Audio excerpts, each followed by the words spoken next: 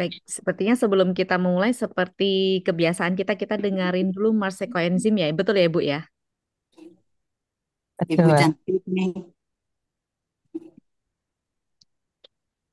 Silakan, Bu.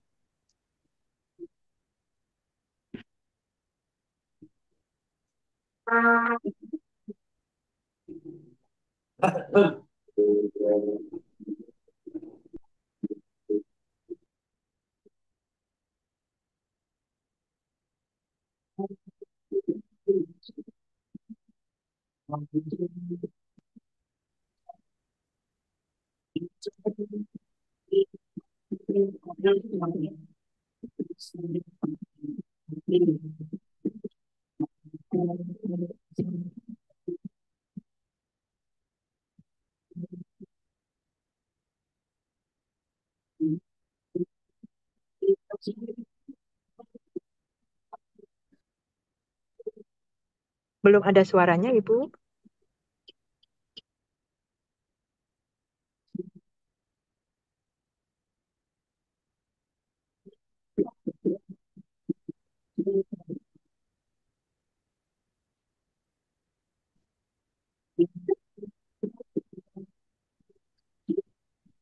Suaranya belum keluar, Mbak Yana. Ya, kita tutup dulu share Tadi, screen-nya dan diulang. Mohon dari maaf, tadi, Bapak Ibu. keluarkah? Iya, belum.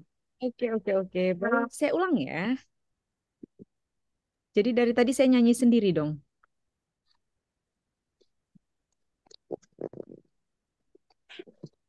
Apakah masih belum ter... Jelas sudah.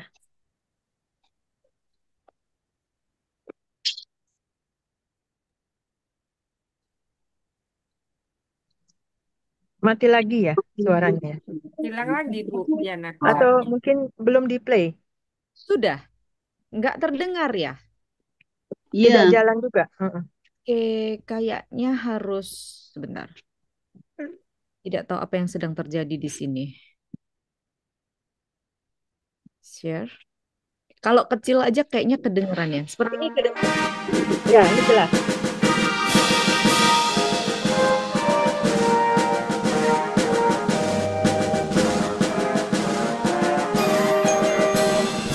Lawan ekoenzim Nusantara, mari semua kita bersama hijaukan bumi agar tetap lestari untuk masa depan kita berdiri. Manfaatkan sampada puluhan menjadi suatu yang berguna bagi lingkungan dan kita semua. Ekoenzim itu jawabannya. Lawan ekoenzim Nusantara, penuh semangat dalam berkarya, bergandeng tangan membantu sesama, hijaukan bumi Nusantara, bergandeng tangan membantu sesama, hijaukan bumi Nusantara.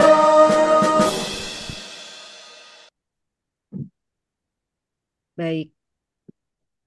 Tadi sudah terdengar ya semuanya? Jelas. Jelas. Kayaknya nggak boleh dibesarin, Bu Juli. Memang harus dalam kondisi minimize gitu ya. Baik, halo, selamat malam semuanya. Salam jumpa dan salam ekoenzim dengan saya Yana yang akan menjadi moderator pada malam hari ini.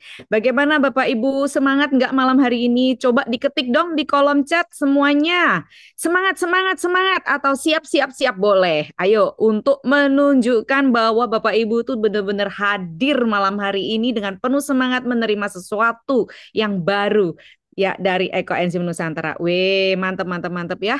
Semuanya ketik di kolom chat. Jangan-jangan nggak tahu di mana nih kolom chatnya ya? Tahu kan ya? Ada di bawah yang ada tulisan itu ya kayak kolom-kolom apa tuh titik-titik tiga, terus ada bentuknya segi empat.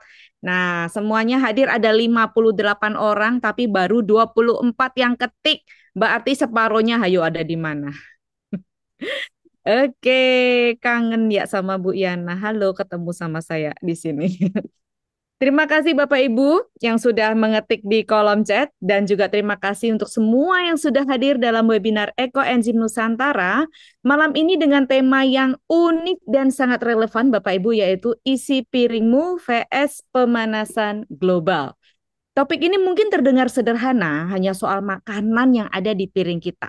Tapi coba kita bayangkan Bapak Ibu, bagaimana jika ternyata isi piring yang kita nikmati hari ini ternyata ikut menentukan suhu bumi esok hari? Apa hubungannya gitu ya? Apakah pilihan makanan kita hanya mempengaruhi tubuh kita atau sebenarnya juga mempengaruhi iklim lingkungan bahkan masa depan anak cucu kita? Nah, malam ini kita akan menggali bersama bagaimana makanan yang bukan hanya soal selera, tapi juga soal kesadaran, keberlanjutan, dan juga cinta pada bumi. Dan tentu kita beruntung karena malam hari ini kita akan belajar langsung dari narasumber yang luar biasa, Dr. Lucia Anggraini, MPH selaku Dewan Pembina Ekoenzim Nusantara dan Ketua Ekoenzim Nusantara di Yogyakarta. Beliau juga seorang penyuluh kesehatan masyarakat, aktif kegiatan sosial bersama Ekoenzim Nusantara, seorang pembina Vegetarian Society Indonesia cabang Yogyakarta, dan juga edukator INLA, International Nature Loving Association, pembina Yayasan Duta Bakti, dan juga provider TRE Global. Sebelum kita mulai, saya mengajak teman-teman, Bapak Ibu semua untuk menyiapkan pikiran yang terbuka, hati yang hangat, dan siapa tahu semangat baru untuk melihat isi piring kita dengan cara yang berbeda setelah webinar ini. Untuk itu, saya mau aja Bapak Ibu yang ada di Zoom malam hari ini untuk benar-benar hadir. Nah, maksud saya bukan cuma hadir sekedar nama atau ya bentuk, wah saya hadir, tapi juga hadir dengan perhatian yang penuh. Karena topik malam hari ini tuh sebenarnya sangat dekat dengan kehidupan kita sehari-hari, Bapak Ibu. Ini bukan seminar yang berat, tapi bisa jadi malah pembuka mata kita kalau kita mau aktif mendengar. Dan jujur saja, akan sayang banget kalau Bapak Ibu gabung tapi nggak menyimak dengan penuh. Karena insight-nya bisa mengubah cara pandang kita tentang makan dan juga masa depan bumi. Kalau bisa, yuk semua yang hadir malam hari ini diaktifin kameranya. Jadi ketahuan ya, aduh saya benar-benar lagi konsen nih. Kamera. Coba yuk semuanya aktifin kameranya. Jadi nanti kalau mau foto juga kelihatan dong Bapak Ibu yang cantik-cantik, yang cakep-cakep. Nah, tapi kalau memang belum memungkinkan untuk menyalakan kamera, nggak apa-apa ya. Cukup siapin niat untuk stay tune dan jangan multitasking ya. Jangan sambil goreng atau sambil tidur. Nanti kebablasan tidur beneran ya. Karena narasumber kita malam hari ini tuh punya banyak sekali hal menarik yang akan bikin Bapak Ibu bilang, loh, kok aku baru tahu sekarang ya? Nah, kan sayang banget kalau kita nggak tahu ya. Bahkan dari sekarang aja kalau nggak tahu bagaimana nanti ke depannya. Nah, nanti juga akan ada sesi tanya jawab, jadi catat pertanyaannya dari sekarang atau langsung tulis di kolom chat. Kalau ada yang bikin Bapak Ibu terpanggil untuk bertanya, nah nanti akan kita baca bersama dan akan kita bahas bersama. Baiklah, kalau isi piring kita bisa bicara, mungkin kita akan bilang, tolong dong pikirin juga masa depan bumi. Nah, ya kan? Biar kita bisa sama-sama paham kaitannya apa sih hubungannya piring sama bumi gitu kan ya. Langsung saja saya akan mengundang Dr. Lucia Anggraini MPH untuk membagikan pandangannya. Untuk itu Ibu Lucia, waktu dan tempat dengan senang hati kami serahkan. Silakan Ibu.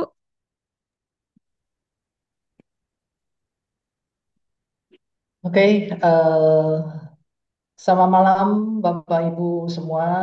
Ya, mari kita bersama-sama menyampaikan salam ekoenzim. Ya, usia ekoenzim Nusantara sudah masuki usia yang ke-6 kalau nggak salah ya. Nah, ke-7 ya, hampir ke-7 ya. Dan di dalam usianya yang ke-7 ini, Bapak Ibu, kita semua semoga tetap semangat ya untuk menyuarakan menyuarakan kasih alam, kasih bumi, dan tetap semangat untuk terus ya berjuang bagaimana kita merawat dan melestarikan bumi ini. Baik, pada kesempatan malam hari ini saya akan sharing dan berbagi apa yang saya pahami kepada Bapak Ibu semua sehubungan dengan topik kita pada malam hari ini, yaitu tentang isi piringku dan pemanasan global atau global warming. Izin saya untuk share screen terlebih dahulu.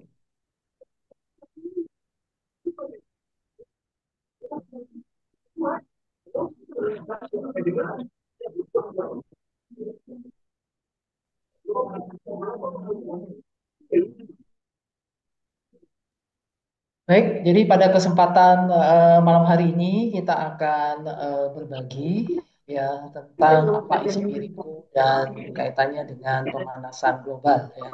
Sebenarnya topik ini sudah sering saya bawakan ya di dalam berbagai kesempatan juga di Ekonomi Nusantara, tetapi pada hari ini saya akan juga menyampaikan ya tentang apa yang menjadi kondisi-kondisi terkini ya berkaitan dengan pemanasan global terutama. Jadi Bapak Ibu semua sebenarnya kalau kita bisa merasakan sekali bahwa semakin ke tahun, semakin hari atau semakin ke tahun bahwa bumi kita ini sedang tidak baik-baik saja. Ya, seperti misalnya tahun 2025 ini kita sudah dibuka ya tahun 2025 ini sudah diawali dengan berbagai bencana alam seperti kebakaran di Amerika ya yang cukup hebat ya dan bukan hebat lagi ya sangat luar biasa sekali. Lalu kemudian banjir juga di berbagai kota, di berbagai negara dan bahkan daerah-daerah atau negara-negara, kota-kota yang dulunya tidak pernah ada banjir sampai kemudian tidak pernah kemudian banjir besar ya. Nah, ini tentu saja menjadi satu pertanda bagi kita bahwa sebenarnya bumi kita ini memang sedang tidak baik-baik saja ya. Walaupun kita sekarang ini berada di kota kita, entah di Jogja, di Jakarta, atau kita di Indonesia lah, kita merasa baik-baik saja, atau saya tidak merasakan satu dampak yang besar. Tapi kita tahu bahwa mungkin kita tidak benar-benar mau merasakannya. Tapi kalau kita benar-benar mau merasakan, kita akan merasakan bahwa bumi kita makin panas. Ya, dan sekarang ini pun cuaca pun ya cuaca di bumi kita ini sekarang ini sangat tak menentu. Seperti misalnya seharusnya sekarang ini kita sudah memasuki musim panas, tapi kita di berbagai daerah masih hujan ya. Dan hujannya itu bukan hanya hujan rintik, tapi juga hujan yang cukup ekstrim ya dengan badai, lalu terus kemudian dengan angin kencang. Nah, semuanya itu sebenarnya adalah tanda bahwa bumi kita sedang tidak baik-baik saja. Ya, jadi Bapak Ibu semua, eh,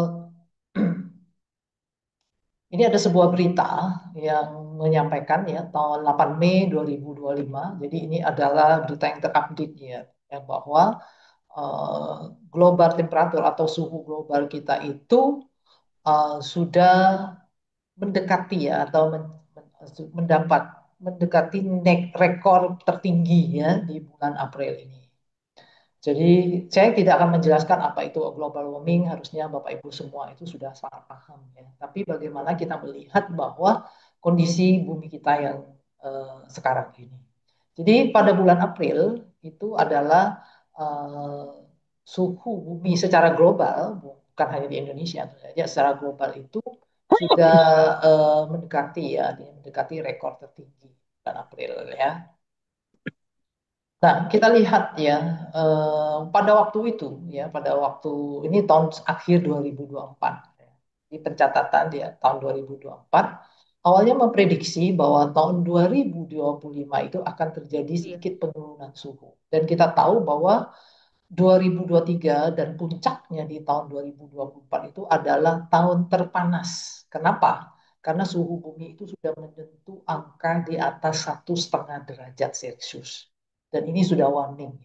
Kenapa? Karena sebenarnya prediksi pada ahli itu suhu bumi itu akan mencapai 1,5 derajat Celcius di tahun 2030. Sementara ya kita tahu bahwa di tahun 2024 ya bumi kita itu sudah menyentuh di angka di atas 1,5 derajat Celcius. Ya. Jadi ini adalah satu perkembangan yang sangat mengkhawatirkan. Ya, mengkhawatirkan. Kenapa? Karena eh, ketika suhu bumi itu semakin meningkat. Artinya peningkatan suhu bumi itu sangat cepat dan sangat cepat sekali ya. Di luar dari prediksi daripada ahli. Jadi di tahun 2024 aja sudah melewati 1,5 derajat Celcius ya. Jadi disinilah bumi paling panas dan kita benar-benar merasakannya. Tahun 2023, 2024 itu adalah bumi benar-benar merasa sangat panas sekali ya. Akhir-akhir ini, tahun-tahun terakhir ini. Dan di tahun 2023 meningkatnya juga sangat tajam ya. Meningkatnya itu sangat tajam. Ya, kita tahu bahwa tahun 2021 sempat menurun sehabis COVID, pasca COVID, lalu terus kemudian mulai naik setelah pasca COVID dan naiknya itu sangat cepat sekali ya, sangat cepat sekali sampai 2024 di angka 1,5 derajat Celcius.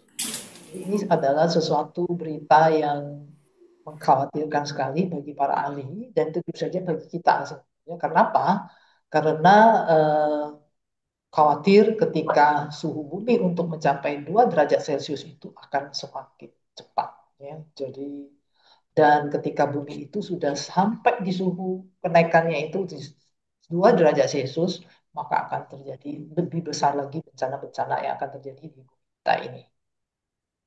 Nah, kita lihat bahwa sekarang ini bumi kita ini ya, artinya di abad ini itu akan meningkat sampai 2,7 derajat Celcius ya. Jadi dan kita sudah harus ya mengantisipasi ya sudah harus mengantisipasi kemungkinan yang terjelek ya, skenario atau kemungkinan yang terjelek yang akan terjadi dengan perubahan suhu kita ini. Walaupun sebenarnya ini bagi para ahli itu ini sesuatu yang sangat sulit ya, mengingat bahwa upaya-upaya untuk mengatasi global warming ini atau menekan laju dari global warming ini sebenarnya sudah terus disuarakan eh, dari tahun 2000 ya, 2000-an 2010 ke atas ya. Jadi terus sudah disuarakan dan sekarang kita sudah memasuki tahun 2025 ya, seperti kita tahu bahwa sampai sekarang kita udah memasuki tahun 2025, eh, ternyata bukan semakin lambat ya laju kenaikan dari pemanasan global itu, justru kita lihat ya dari grafik ini dari tahun 2010 justru kenaikannya itu begitu sangat cepat sekali ya, grafiknya ini naiknya ini.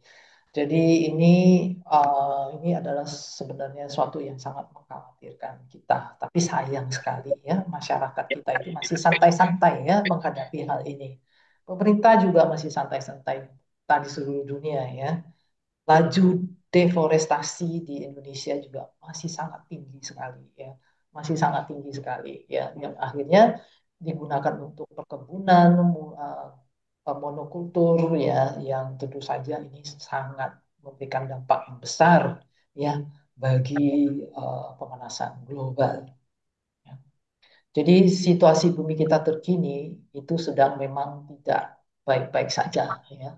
Jadi sinyal bahaya untuk masa depan kita. Jadi berbagai macam krisis yang paling banyak akan menghantam bumi kita ini. Selain tentu saja bencana-bencana, ya ada 3 hal ya yang akan selain bencana, lalu kemudian banjir, badai lah, lalu berbagai bencana alam. Ya, tapi ada 3 poin ini yang paling sangat nanti akan membuat satu bencana menambah ya atau menambah kekhawatiran kita terhadap dampak dari climate change atau global warming itu adalah 3 poin ini, yaitu masalah air, food supply atau pangan, dan kemudian tentu saja kesehatan global ya. Jadi kesehatan global ataunya kesehatan eh, kita, dan kita juga bisa melihat data-data yang terakhir ya bahwa memang uh, kondisi bumi kita yang berkaitan dengan 3 hal ini di beberapa daerah atau di beberapa negara itu juga sudah menunjukkan adanya peningkatan akibat dari global warming ini ya.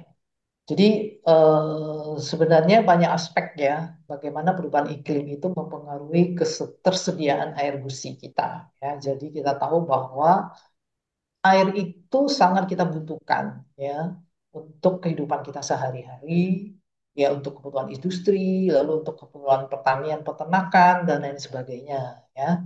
Nah, jadi ketersediaan air bersih ya untuk semua keperluan ini sangat besar sekali. Tapi di satu sisi yang kita tahu bahwa cadangan sumber air bersih di bumi kita ini sudah semakin menipis ya. Jadi salju atau es ya, baik itu mau di gunung manapun atau di Antartika, ya, itu sebenarnya adalah cadangan air bersih bagi umat manusia. Ya. Tapi dengan pencairan es itu, ya, lalu penguapan dan pencairan es itu, lalu terus kemudian juga eh, eh, apa namanya pencairan es itu justru membuat ketersediaan air bersih kita itu menjadi sangat berkurang ya. Ditambah lagi kenaikan level air lalu kekeringan di berbagai tempat yang diakibat karena climate change tadi, iklim tadi, ya kan? Lalu ditambah lagi kebutuhan di tingkat di industri, di pertanian dan peternakan, lalu penggunaan domestik, baik untuk yang lain-lainnya itu juga penggunaan airnya itu semakin meningkat juga. Jadi kita itu berebut air, ya, berebut air bersih, ya, berebut air bersih dengan kebutuhan kita, lalu dengan pertanian, dengan perkebunan, lalu kemudian juga dengan peternakan, dengan industri, dengan energi. Sementara ketersediaan air sendiri juga air bersih semakin. Jadi nanti ke depannya ya air bersih itu akan menjadi sebuah rebutan. Kita semua mungkin merasa kalau di Indonesia ini, kalau kita di Jawa ini kebutuhan kita akan air bersih itu masih fine-fine saja ya. Tapi kita lihat tentu saja di berbagai daerah terjadi kekeringan dan lain sebagainya. Kebutuhan air bersihnya itu pada musim-musim tertentu itu juga apa namanya sangat sangat kurang, sangat kurang sekali. Jadi kedepannya ini juga adalah suatu yang sangat mengkhawatirkan. Ya. Jadi ini berita yang terakhir ya di mana eh, tentu saja kenaikan suhu bumi hingga satu sangat sangat sangat derajat Celcius ini ya tentu saja akan eh, bisa apa namanya meningkatkan ya sebenarnya menjadi satu hal yang sangat mengkhawatirkan bagi kenaikan dari air laut kita. Jadi kita tahu bahwa suhu bumi kita ini sudah benar-benar sudah naik di angka 1,5 derajat Celcius ya, dan ini sangat mengkhawatirkan ya kalau kita lihat berita ya. Yang kedua itu pangan. Jadi sistem pangan kita. Jadi yang krisis pangan ya, krisis pangan. Jadi global warming ya atau pemanasan global climate change ini nanti akan membawa krisis pangan ya, krisis pangan. Di mana krisis pangan itu? Pertama, karena suhu bumi yang terus meningkat, lalu terus kemudian kekeringan, lalu sering terjadi kebakaran, ya, suhu yang lebih panas tentu saja akan mempengaruhi pertumbuhan ya. Kalau kekeringan tentu saja tanaman kita itu tidak bisa tumbuh dengan baik. Lalu tentu saja untuk baik itu peternakan mau itu pertanian ya semuanya itu membutuhkan air untuk dia itu bisa tetap kita tetap bisa bertanam dan lain sebagainya atau berternak ya tetapi kita butuh butuh air. Nah, kita tetap butuh air. Lalu kemudian ditambah lagi karena pemanasan global climate change ya perubahan iklim itu juga akan mempengaruhi. Yang mempengaruhi apa? Mempengaruhi perubahan dari eh, apa namanya? Yang perubahan dari virus lah atau kemudian mungkin bakteri dan lain sebagainya, penyakit-penyakit tanaman maksudnya itu akan berubah menjadi sifatnya ya, sifatnya itu akan berubah ya. Lalu mereka akan mengalami penyesuaian-penyesuaian dan akibatnya akan terjadi yang wabah-wabah ya terhadap tanaman itu sendiri. Terus kemudian banjir. Di satu sisi kekeringan, di satu sisi terjadi banjir. Ya, tentu saja ini juga akan berpengaruh terhadap ketersediaan pangan. Ya. Lalu terus kemudian karena ada global warming ya, Bapak Ibu semua, global warming, maka itu juga akan terjadi perubahan-perubahan pada tanah kita. Dan itu akan mempengaruhi nutrisi pada tanaman juga. Tambah lagi tentu saja kita masih banyak menggunakan pestisida dan lain sebagainya. Nah, ini semuanya ini adalah krisis ya. Jadi kita nanti ke depannya itu ya krisis pangan ini akan semakin meningkat ya karena perubahan iklim ini. Nah, ini adalah satu data ya, data hingga tahun 2004. Ini adalah 53 negara atau wilayah yang mengalami krisis pangan, artinya mengalami ya, krisis ya, jadi krisis pangan, krisis pangan. Di mana dari 53 wilayah ini tentu saja ya, penyebab terbesarnya dari krisis pangan itu yaitu karena cuaca ekstrim itu ada 18 negara, lalu kemudian karena ekonomi dia 15 negara, dan kemudian karena konflik lah, insecurity ya. Jadi karena konflik itu adalah 20 negara. Ini data tahun sampai 2004 ya. Jadi ada 20 negara yang sedang mengalami krisis pangan. Konflik itulah, konflik itu seperti misalnya di beberapa wilayah ya, seperti misalnya di Palestina, di jalur Gaza sana ya, di Palestina, lalu kemudian di Yaman, dan beberapa negara Afrika ya, Sudan Selatan ya, yang memang lagi konflik.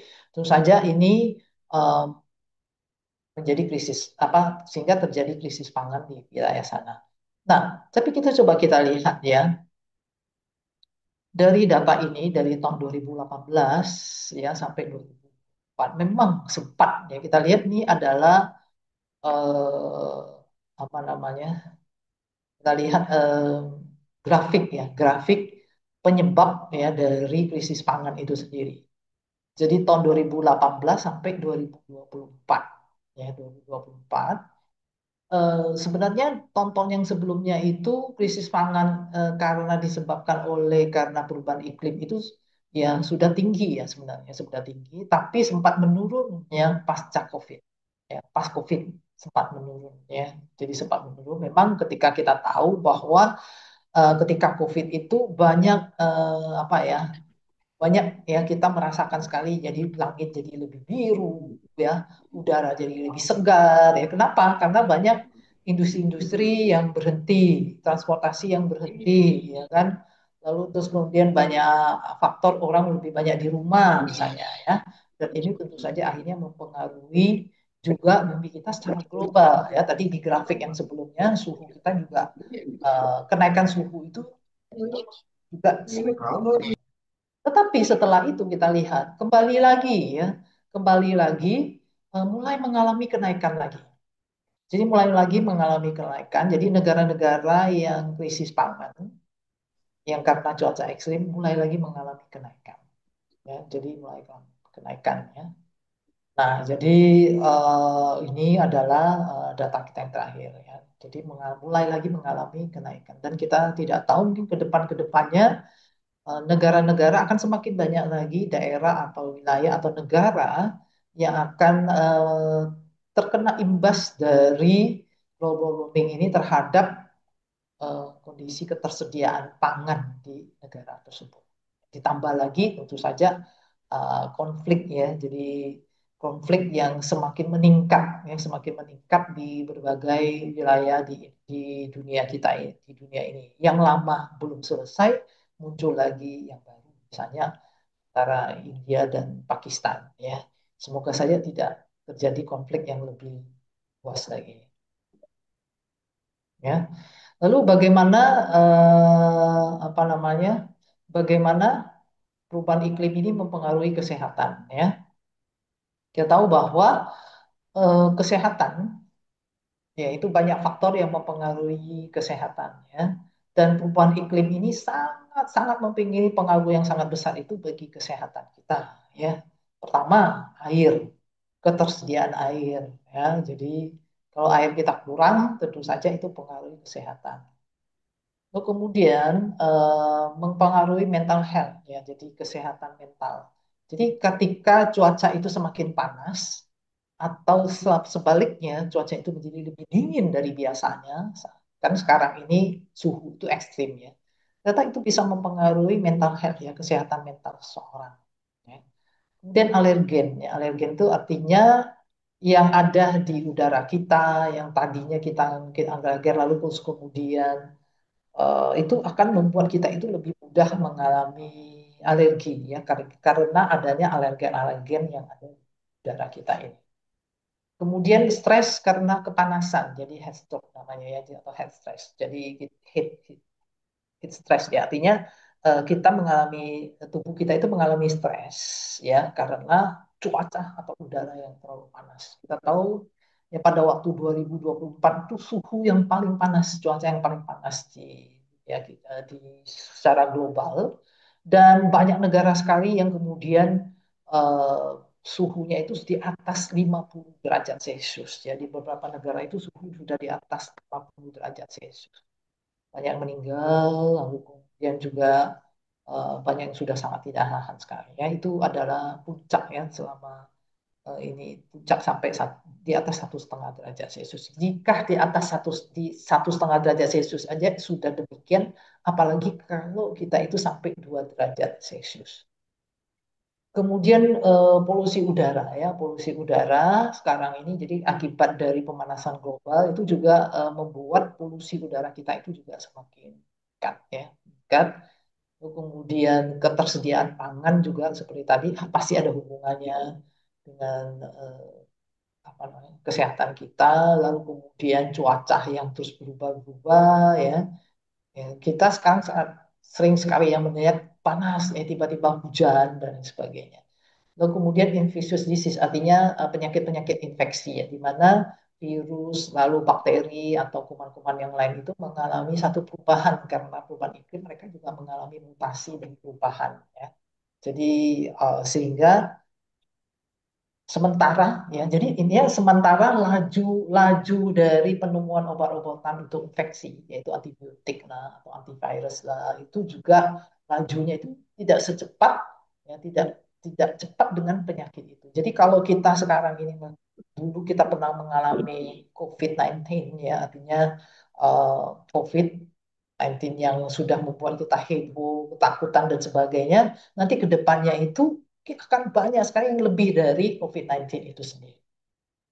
Jadi ini adalah satu hal yang mengkhawatirkan. Nah, ini adalah berita yang terbaru tahun 2025 ini bagaimana beberapa penyakit itu yang tadinya itu mungkin kita itu biasa, seperti kita di Indonesia demam berdarah, cikungunya, ya kan?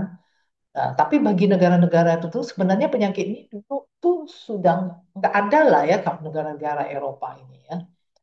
Uh, tetapi ya, karena adanya global warming ini ya, penyakit seperti demam berdarah dan chikungunya ini di di Eropa itu menjadi endemik.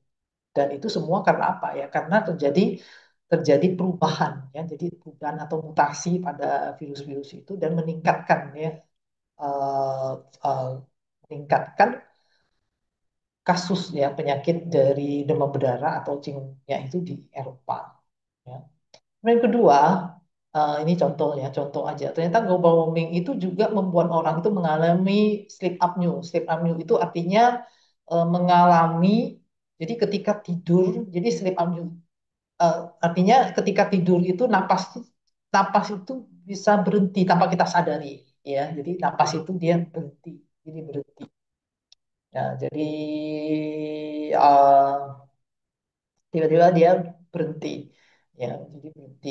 Nah ini mungkin ada hubungannya juga dengan seperti saya katakan tadi bahwa bagaimana global warming itu mempengaruhi mental health kita dan mempengaruhi lain-lain di dalam tubuh kita ini ya jadi pemanasan itu ternyata hal itu juga mempengaruhi ya karena memang faktor stres itu paling banyak atau faktor mental health itu yang paling banyak juga meningkatkan ya sleep apnea ini dan menurut penelitian bahwa itu bukan hanya berkaitan dengan karena kondisi kejiwaan kita yang berkaitan dengan mungkin apa yang kita hadapi, tapi juga karena global.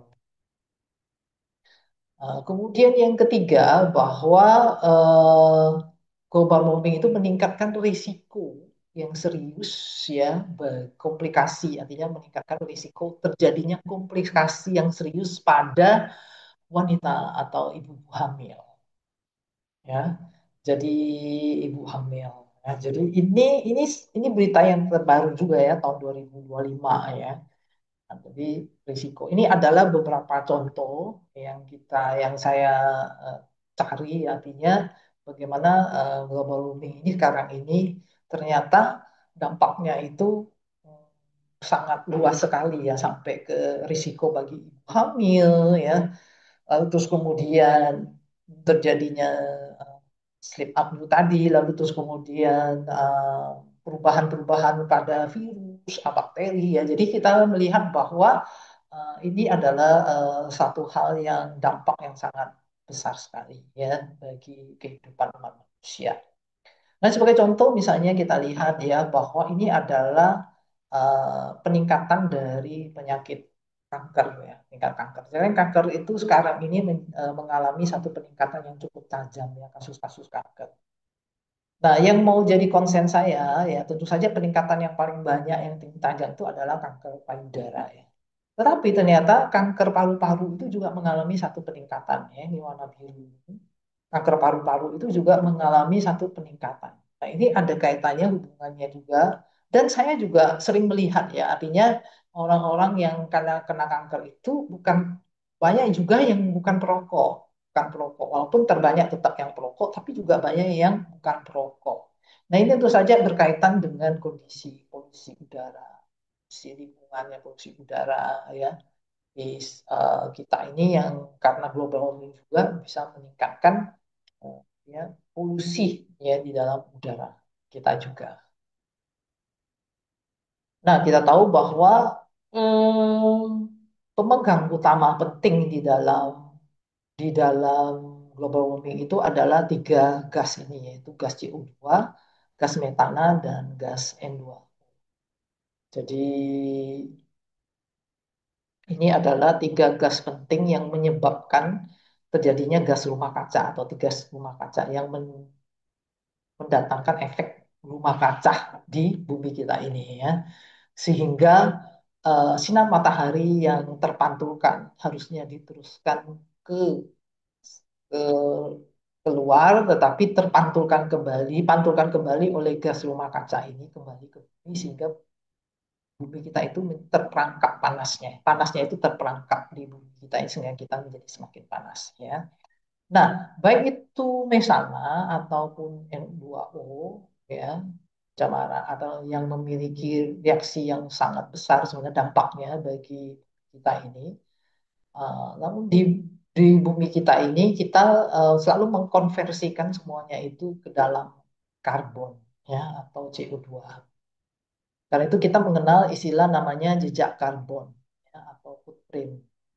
Jadi istilah ini kita gunakan untuk mengukur berapa sih jumlah emisi atau gas rumah kaca yang dihasilkan oleh karena aktivitas manusia. Jadi setiap aktivitas kita itu baik secara langsung maupun tidak langsung itu menghasilkan yang kita sebut dengan footprint atau jejak karbon. Ya.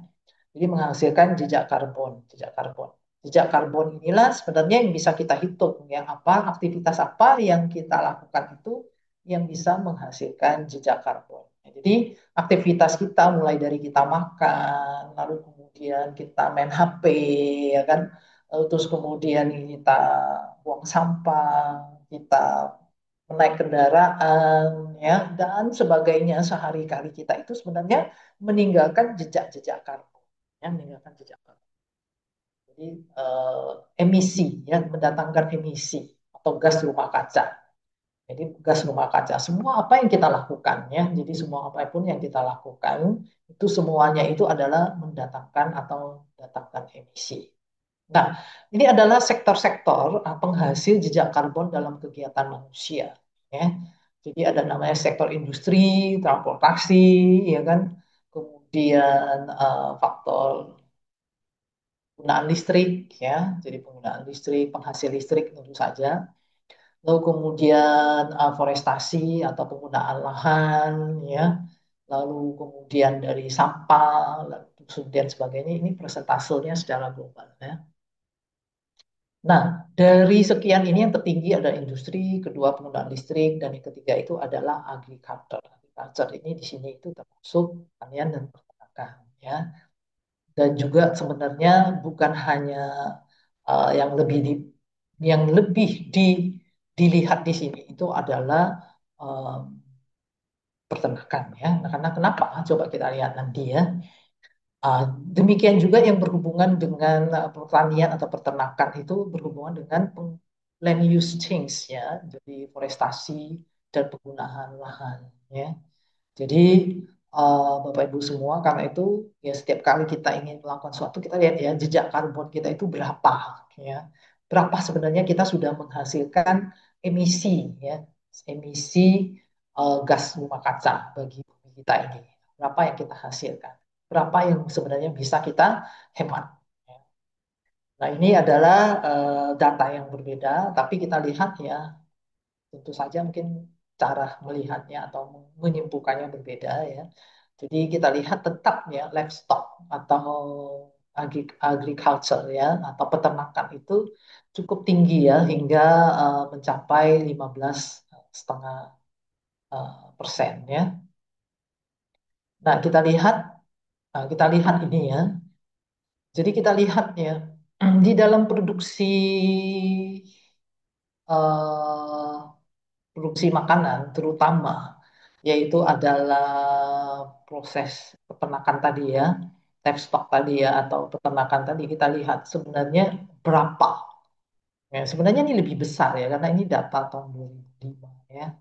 Jadi berapa sih sebenarnya atau dari mana saja ya, dari mana saja emisi gas rumah kaca itu kita apa namanya eh, yang ada dihasilkan dari proses peternakan ya. Pertama dari hewan itu sendiri. Jadi hewan itu ya seperti misalnya sapi ya peternakan sapi. Mereka itu menghasilkan dari baik itu dari eh, gas yang dikeluarkan dari mulutnya, kemudian dari kotorannya, ya kan, kemudian juga dari apa namanya ya, jadi terutama dari anginnya, jadi apa, cekukan ya, cekukan sapi itu, dan kemudian dari kotorannya itu, ya itu em, menghasilkan emisi ya, sebenarnya menghasilkan metana ya, metana, tapi menghasilkan kalau kemudian di artinya diubah menjadi CO2 itu menghasilkan 3 ton CO2 ya. Jadi satu satu satu sapi ya, satu sapi per tahun ya, setiap tahunnya.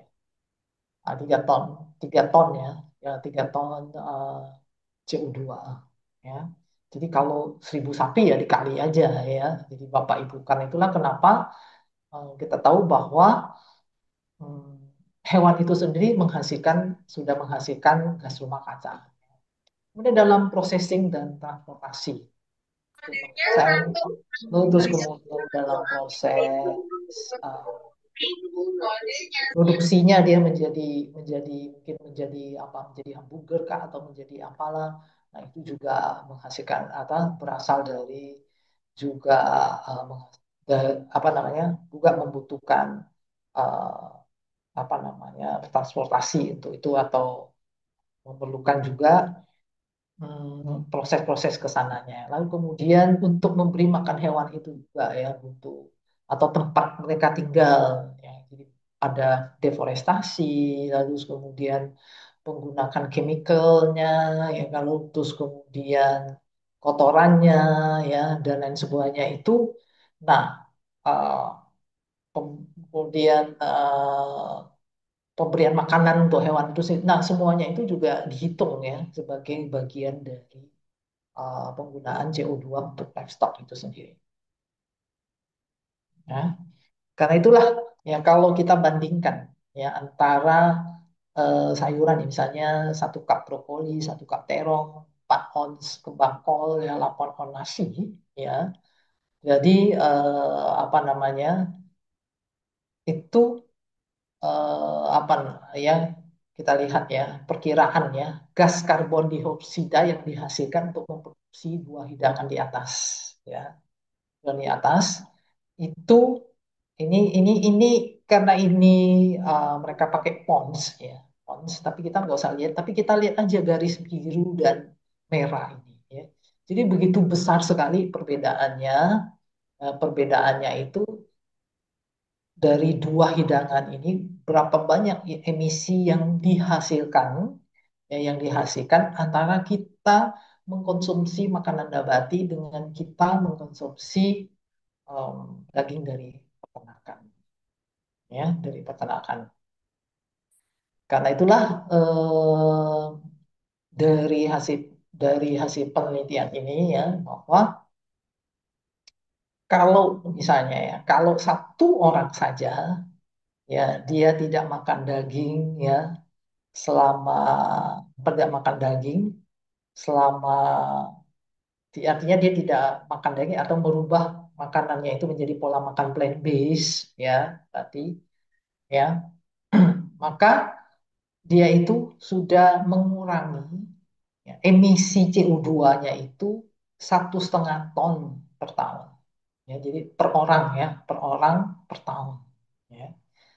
Nah, di sini dituliskan kalau misalnya ya orang Amerika itu dia mengeluarkan satu kali aja ya mungkin kalau sehari seminggu itu dia makannya 7 setiap hari gitu kan ya lalu dia hanya mengeluarkan satu kali aja ya tidak makan ayam ya atau dia tidak makan ayam maka itu sama dengan dia itu mengurangi mengurangi CO2 emisi CO2-nya itu ya seperti 500.000 mobil ya di jalan.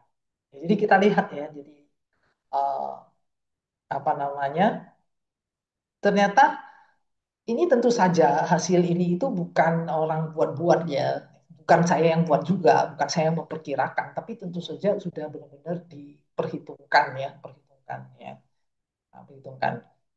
Nah, kalau Bapak Ibu mau lihat lagi atau menjelajahi diri sendiri, berapa sih sebenarnya saya itu sudah eh, mengurangi jejak karbon saya seperti itu. Bapak Ibu boleh buka ya web ini ya jejakkarbonku.id kalkulator ya .id.kalkulator. Di situ kita bisa menghitung ya berapa eh, apa namanya emisi karbon yang sudah kita kurangi atau yang sudah kita gunakan. Nah, di dalam kalkulator ini ada yang namanya itu kartu emisi diet. Ya. Jadi, jadi kita bisa melihat pola makan kita ini eh, bisa menghasilkan berapa emisi. Ya. Nah, di situ ada beberapa pola makan ya di dalam aplikasi ini ya. Yaitu adalah ada diet keto, lalu kemudian omnivora, lalu kemudian yang ketiga itu adalah pestari, pescatarian ya yang masih makan ikan dan kemudian vegan. Kita lihat masing-masing ya. Ya, kalau Ini ketiga kan? Nih, ya. ratahannya Jadi sentiho nih ya. jadi saya pilih yang emisi sedang karena kita bisa memilih menu apa yang emisi rendah, kemudian sedang dan tinggi. Semuanya saya pilih yang sedang ya biar sama. Jadi saya pilih emisinya itu sedang. Untuk diet keto Lanjut, ya, Mas. diet keto ya. Jadi diet keto kita lihat total kalorinya sekian dan berapa total emisinya yaitu adalah 4,38 kilo CO2 ekivalen ya. Ekivalen ini diet keto. Diet keto itu adalah diet yang lebih banyak mengkonsumsi protein ya lebih banyak mengkonsumsi protein terutama protein hewani ya protein hewani. Nah ya berapa apa namanya emisi yang dihasilkan dari diet keto ini adalah 4,38 kilo CO2 ekivalen ya. Kedua kedua setelah ini itu adalah eh, Habis selanjutnya itu adalah diet omnivora. Mungkin kita umumnya itu adalah omnivora kali ya, sebagian besar ya. Ya, omnivora. Omnivora itu artinya ya ada makan daging, ada makan sayur, ya dan sebagainya ya. Dengan menu-menunya seperti ini kira-kira ya. Menu-menunya itu sudah dihitung ya. Berapa banyak ya menu yang kita makan itu berapa sih ya CO2 yang dihasilkan ya dari susu lah, dari apalah segala macam. Kita lihat ya total emisinya itu adalah 3,4 kilo, lebih rendah ya daripada diet keto tadi. 3,4 kilo CO2 ekivalen ya, ekivalen ya. Nah, kita lihat dari kalau kita perhatikan baik-baik ya, semua menu-menu di sini yang kita lihat ya, walaupun mungkin dia ada campuran ya antara sayur dengan ada daging atau ada apa, ya ada telur, ada susu, kita lihat ya. Nah, itu CO2-nya itu eh, rata-rata hampir di atas satu ya, di atas satu ya rata-rata masing-masing menu. Kemudian diet yang ketiga ya namanya itu pescatarian ya, di mana emisi sama ya emisi sedang itu lebih rendah ya. Dia kalau yang ini nabati plus masih makan ikan atau laut ya. Jadi ikan lah mungkin apa namanya cumi lah pokoknya yang bangsa laut. Ya. Kita lihat ya berapa total emisinya 2,76 kilo CO2 ya 2,76 kilo CO2 ekivalen ya ekivalen dan semua makanan yang ada hewaninya rata-rata pasti dia akan menjadi lebih tinggi ya lebih tinggi ya CO2 yang dihasilkan. Kemudian kita lihat ya diet yang terakhir ya vegan, diet vegan. Berapa total emisi yang dihasilkan dari diet vegan ini? Itu adalah 1,606 kilo. Jadi dari semua diet ini ya yang menghasilkan emisi atau jejak karbon CO2 yang paling rendah itu tak adalah apa? Yaitu diet nabati ya. Mungkin dalam bahasa awamnya itu bahasa ini adalah diet vegan ya, diet nabati ya.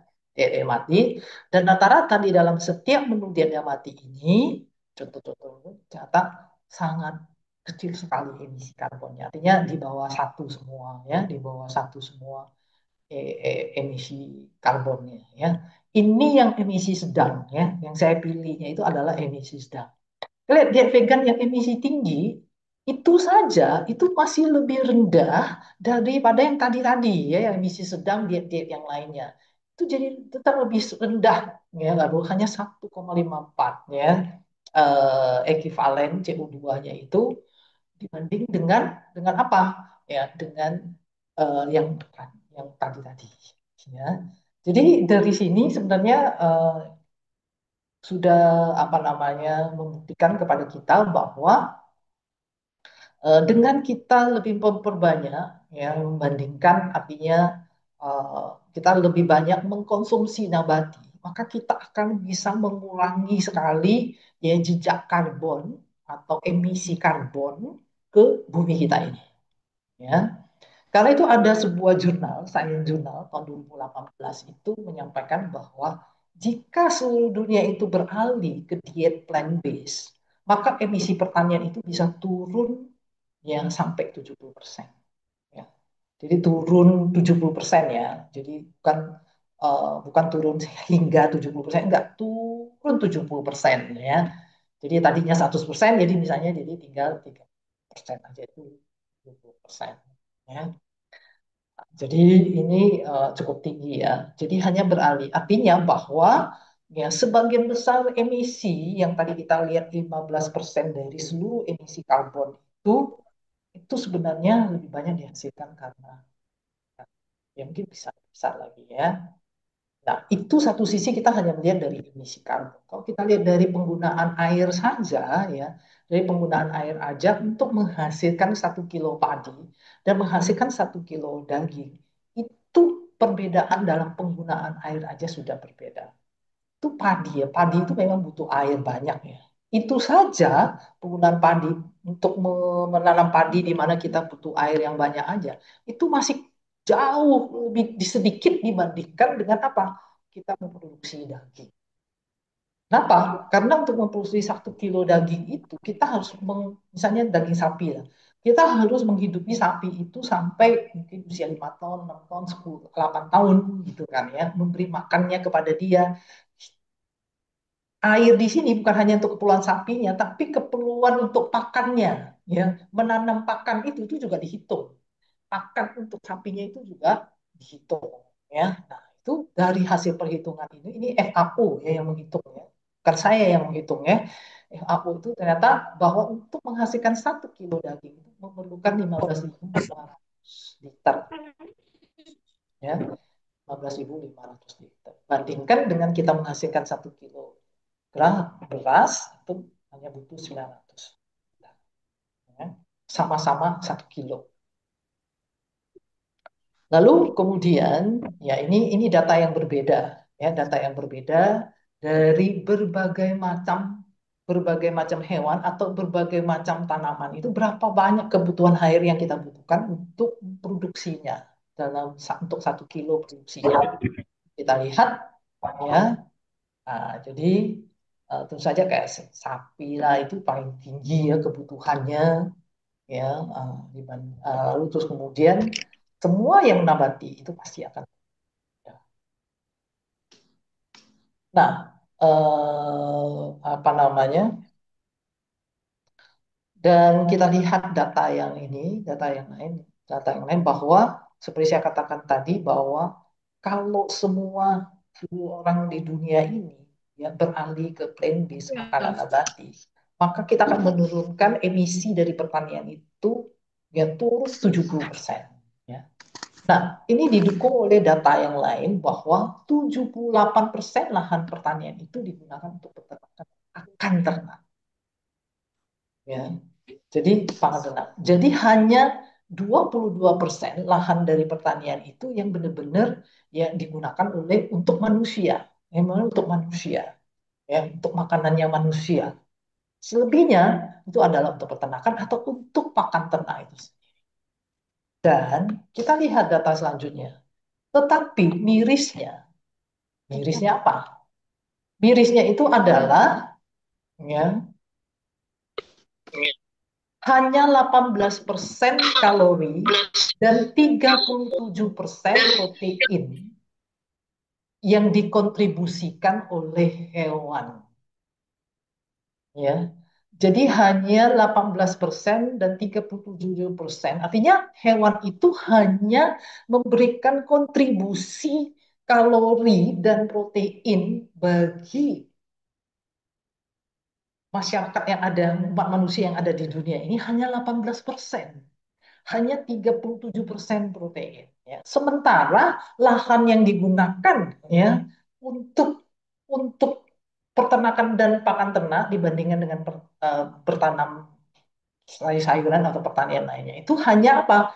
Hanya jauh jauh lebih besar untuk peternakan, tetapi protein dan kalori yang dihasilkan dari proses livestock tadi ya atau pertanian tadi itu hanya 18% dan 37% saja, 37% protein dan ya.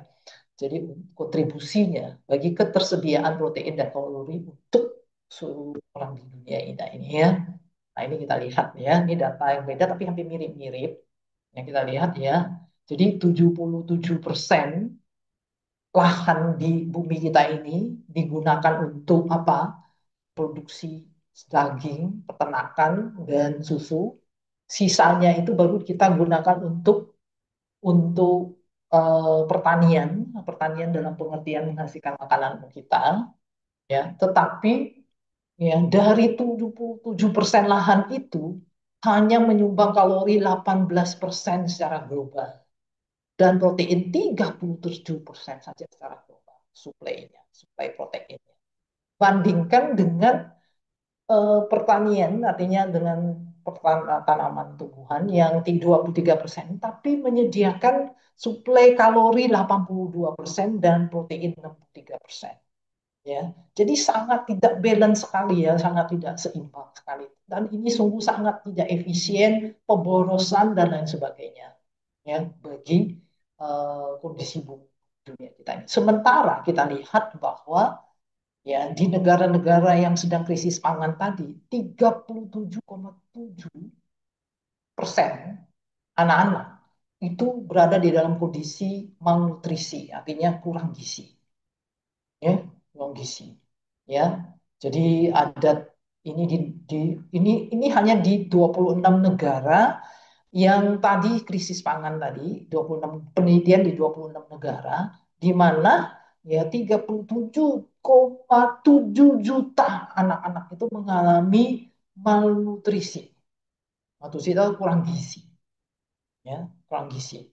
10,2-nya itu 10,2 jutanya itu adalah kurang gizi berat, ya 27,4-nya itu kurang gizi ringan atau moderat, ya. Nah, kita lihat ya, sementara banyak anak-anak kita itu masih kurang pangan, entah itu karena global warming lah, entah itu karena konflik lah, entah itu karena ekonomi negaranya lah, dan lain sebagainya yang masih kurang pangan, kurang gizi, ya. Tetapi ya suplai ya makanan suplai makanan itu yang kita berikan yaitu kepada artinya suplai makanan gizi atau kalori atau protein itu yang tersedia itu yang sebenarnya kalau misalnya semua lahan itu kita pakai yang tadinya untuk peternakan, untuk untuk peternakan lah, untuk menanam pangan bagi peternakan, untuk pakan ternak, itu benar-benar kita gunakan untuk memberi makan manusia, maka di dunia kita ini ya tidak ada lagi yang namanya anak-anak kurang gizi atau anak-anak yang kurang pangan. Kenapa? Karena kita bisa mengirim pangan makanan untuk mereka secara besar. Walaupun memang karena itu daerah konflik, itu mungkin daerah karena kekeringan dan lain sebagainya. Ya, tapi sebenarnya itu cukup untuk memberi ya makanan bagi orang-orang yang ada di dunia kita ini. Ya, jadi ini adalah satu hal yang sangat miris ya kita melihat bagaimana manajemen pangan kita secara global ini sangat tidak balance dan tidak seimbang sekali. Nah, karena itulah Bapak Ibu semua penting bagi kita itu memikirkan atau kita itu merenungi ya tentang apa yang kita makan isi piring kita. Ya, jadi bahwa apa yang kita makan itu, apa yang menjadi isi piring kita itu adalah cerminan dari kita. Ya, jadi apa nilai apa sebenarnya yang kita ingin cerminkan dalam diri kita, ya. Karena makanan yang kita makan itu tidak hanya bagaimana kita memenuhi kebutuhan nutrisi yang ada dalam tubuh Kenapa? kita, tetapi bagaimana kita Kenapa? dari isi piring kita itu kita juga memberi ruang bernapas bagi tubuh, ya. Jadi ruang bernapas bagi bumi kita. Sekarang bumi kita ini sudah sesak ya, sudah sesak ya. Sesak karena apa? Sudah panas, sudah sesak ya bumi kita. Tapi kalau dengan piring ini, dengan kita mengganti pola makan kita atau mengurangi emisi dari isi piring kita ini, maka kita memberi ruang bernapas bagi bumi kita ini. Dan bukan itu saja, kita sudah mendatangkan kebaikan bagi sesama dan bagi semesta kita. Ya. Jadi dari isi piring kita yang kita makan setiap pagi, dari pagi, siang, malam, ya, makan pagi, makan siang, makan malam itu, ya, bagaimana makanan yang kita makan itu bukan hanya untuk kebutuhan bagi tubuh kita, tapi juga bagaimana makanan kita makan itu juga memberikan kebaikan bagi semesta, memberikan ruang untuk bernapas bagi bumi kita ini.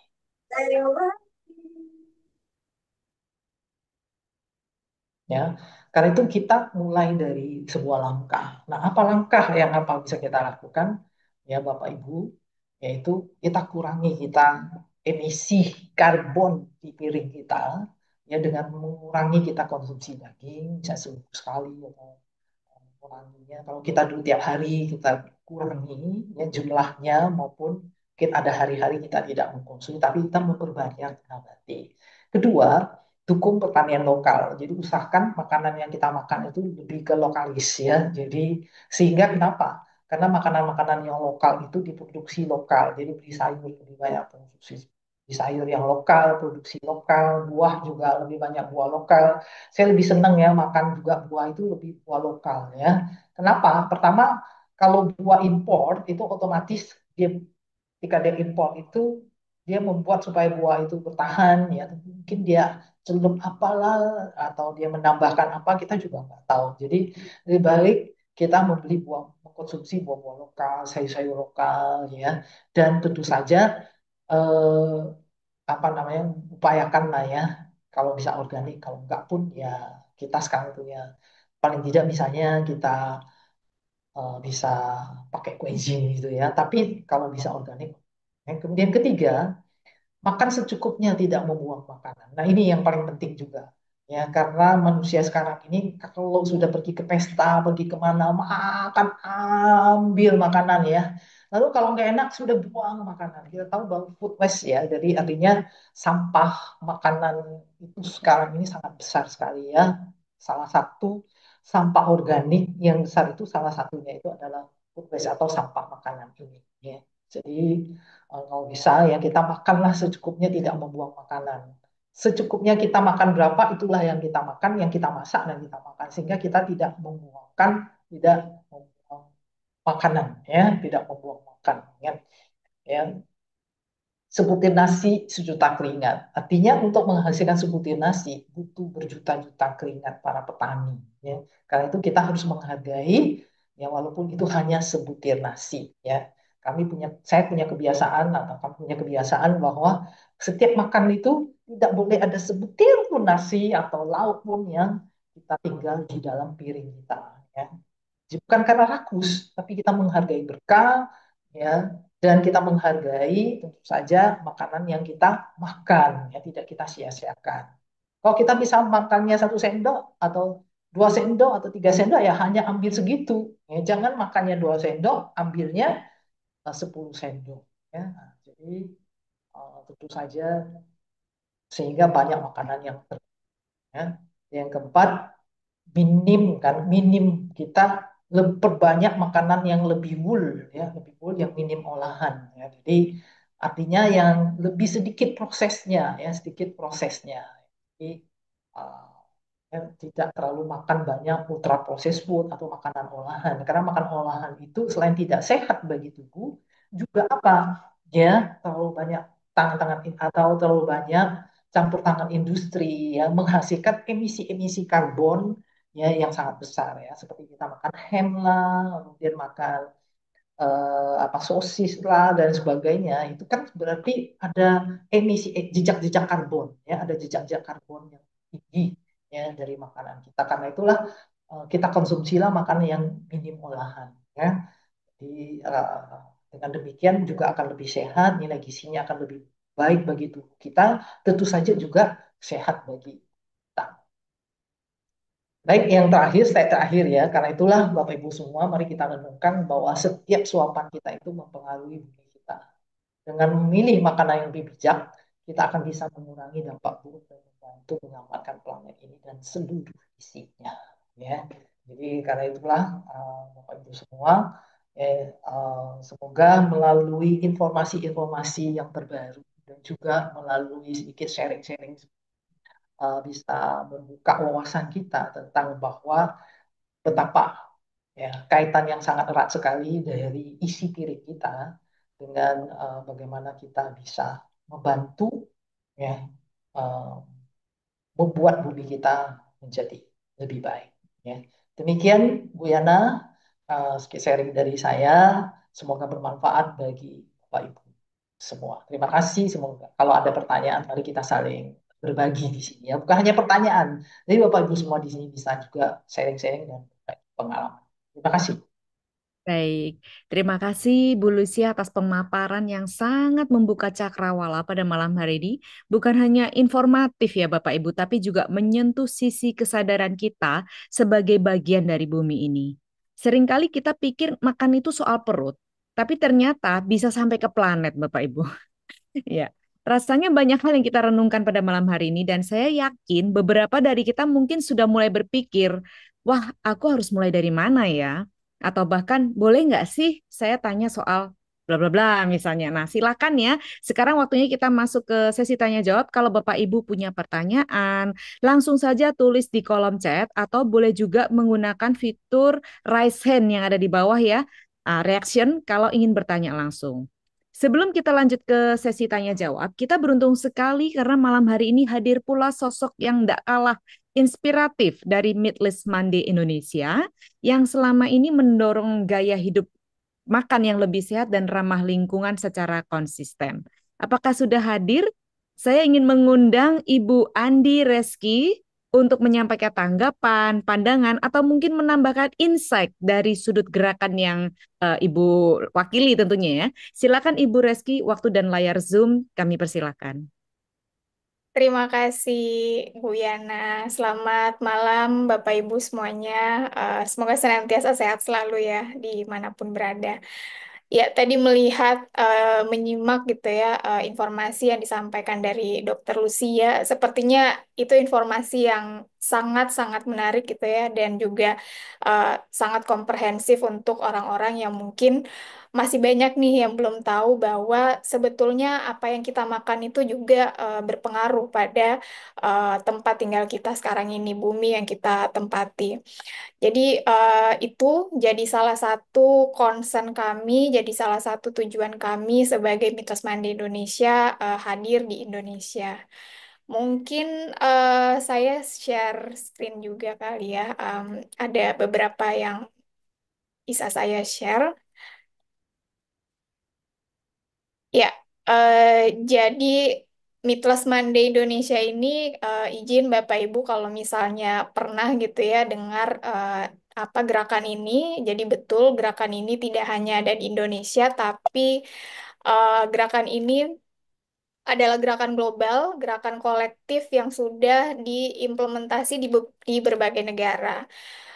Kalau sekarang mungkin ada sekitar 40 lebih negara yang sudah implementasi gerakan ini, dan salah satunya Indonesia di bawah apa namanya naungan John Hopkins Center for Livable Future. Jadi kalau di Indonesia itu kita organisasinya sebetulnya adalah Jalin Foundation, yang mana gerakan ini adalah salah satu program Jalin Foundation. Nah, kita sudah ada di Indonesia dari tahun akhir 2021, jadi cukup masih muda sekali. Dan walaupun gerakan ini adalah gerakan global, tapi kita coba untuk sesuai dengan konteks budaya, sosial, dan juga masyarakat yang ada di Indonesia. Sehingga pada akhirnya beberapa concern-concern atau tujuan dari gerakan ini juga terkontekstualisasi sesuai kebutuhan masyarakat Indonesia itu sendiri. Nah, di Indonesia itu kami punya tujuan untuk memberikan kesadaran, memberikan pemahaman, edukasi kepada masyarakat untuk mengurangi konsumsi daging, tidak mengkonsumsi daging secara berlebihan selama 1 hari dalam seminggu. Jadi orang-orang yang mungkin mau merasa bahwa apa nih yang saya harus saya bisa lakukan gitu untuk menyelamatkan ancaman krisis iklim ini. Jadi bisa mulai dengan gerakan atau action yang paling simple, sesimpel dengan memilih makanan yang lebih sustainable seperti mengurangi daging di hari Senin sesuai namanya. Jadi ini tujuan-tujuannya adalah bagaimana kita mengurangi daging itu tentunya tadi menyambung dari materi Dr. Lucia, sorry. Itu ada pengaruhnya terhadap kesehatan, ada pengaruhnya terhadap apa namanya lingkungan, terus kemudian juga bagaimana kita sebagai orang Indonesia bahwa banyak sekali makanan-makanan plant-based lokal yang kita punyai, tapi banyak juga orang yang tidak tahu dengan kekayaan kita ini. Jadi itu salah satu tujuan Mitas Mandi Indonesia untuk mempromosikan makanan-makanan plant-based lokal yang ada di Indonesia. Nah, biasanya banyak juga yang bertanya kenapa hanya hari Senin, kenapa harus hari Senin, kenapa tidak misalnya Jumat atau setiap hari atau bahkan di weekend sekalipun gitu. Nah, ini adalah salah satu penelitian yang dilakukan oleh John Hopkins dan juga beberapa mitra Mitos Monday Global bahwa eh, orang itu cenderung memulai hal-hal baik, hal-hal positif di awal minggu. Jadi harapannya ketika kita mencoba hal-hal yang misalnya lebih sehat, lebih positif, itu akan berdampak pada hari-hari selanjutnya selama satu pekan itu. Nah, ini mimpinya adalah bahwa ketika kita mulai Meatless di hari Senin, ada kebiasaan-kebiasaan baik baru yang bisa dilakukan di hari-hari setelah Senin. Nah, itu yang kami lakukan. Jadi sejauh ini apa yang kita lakukan di Indonesia, Gerakan Mitos Mande itu adalah tetap memberikan informasi kepada masyarakat, khususnya masyarakat yang ada di perkotaan dan juga masyarakat-masyarakat yang memang punya potensi penyakit-penyakit terkait mengkonsumsi daging secara berlebihan, memberikan edukasi, terus kemudian kami juga apa namanya campaign dan juga berbagi informasi-informasi terkait makanan lokal yang plant-based. Mungkin itu karena tadi beberapa materi yang sangat lengkap dan komprehensif sudah dipaparkan oleh Dr. Lucy, bahwa kita bisa memulai dari meja makan kita, kita bisa memulai dari piring kita untuk menyelamatkan bumi yang akan kita tinggali dan juga akan kita warisi kepada anak cucu kita. Jadi ini mungkin hal yang bisa saya share bahwa Go Meatless Monday, good for you, good for the planet. Silahkan Bapak Ibu kalau mau ada informasi yang dicari terkait gerakan ini bisa mengunjungi kami di Instagram, Facebook, YouTube, dan juga website Meatless Monday. Ya, seperti itu mungkin dari saya, Ibu Yana. Terima kasih banyak. Baik, terima kasih banyak Ibu Andi sudah memperkaya sudut pandang kita malam hari ini. Setidaknya kalau belum bisa full meatless, ya enggak? Atau kurangi daging, setidaknya dimulai dengan setiap hari Senin kita tidak makan daging. Tentunya ini adalah suatu gerakan yang sederhana yang bisa kita lakukan semuanya dimulai dari diri kita. Rasanya semakin terasa bahwa isu makanan dan lingkungan ini bukan sekedar soal pribadi ya, tapi soal masa depan bersama. Dan sekarang kita akan masuk sesi tanya jawab. Bapak Ibu, kalau ada yang ingin bertanya bisa langsung menuliskan sekali lagi di kolom chat atau raise hand ya kalau bisa langsung mau bertanya dengan Ibu Lucy atau dengan Ibu Andi Reski juga boleh ya kan. Nggak ada pertanyaan yang terlalu sederhana Bapak Ibu ataupun terlalu berat. Kadang justru pertanyaan dari rasa penasaran sehari-hari itu yang paling penting. Nah, baik, di sini sudah ada beberapa pertanyaan yang akan saya bacakan yang sudah ada di kolom chat. Dari Sleman, Daerah Istimewa Yogyakarta, Widya Sridianing Rahayu. Baik, apakah vegan bisa memenuhi gizi dan protein? Nah, ini adalah pertanyaan cukup bagus nih ya, Bapak Ibu. Silakan dijawab langsung oleh Ibu Dr. Lucia Anggreni. Silakan Ibu. Baik, bisa, bisa ya. Kata Jadi bisa. bisa. Ya, Jadi lanjut. sumber protein itu memang ada dua, protein nabati maupun protein hewan.